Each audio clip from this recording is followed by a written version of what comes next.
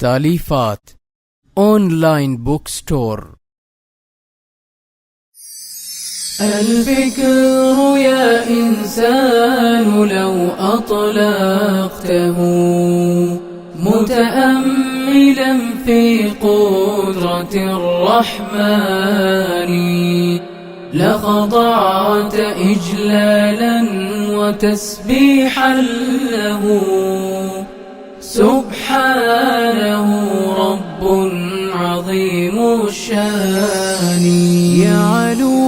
ولا يعلى وجل علوه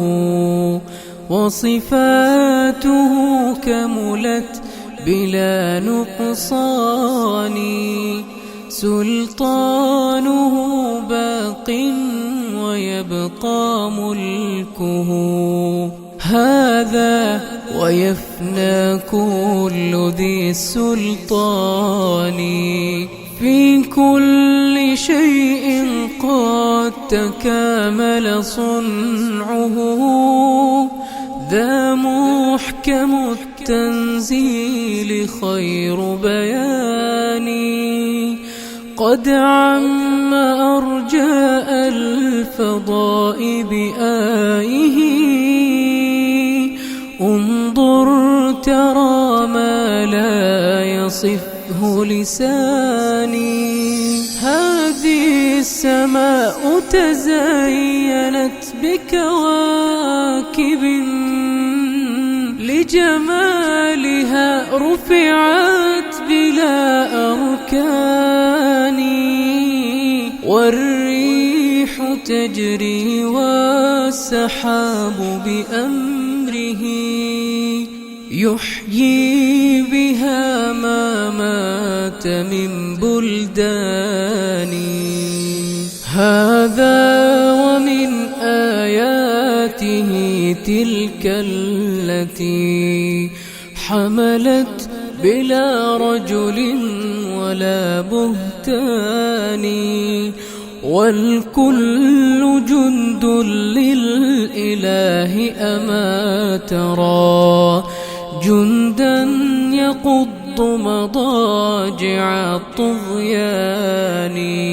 وإذا السماء تشققت من هول ما وعد الإله بآخر الأزمان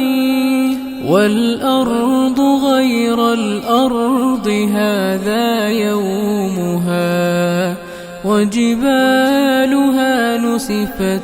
أمام عياني وتفجرت فيها البحار بأمره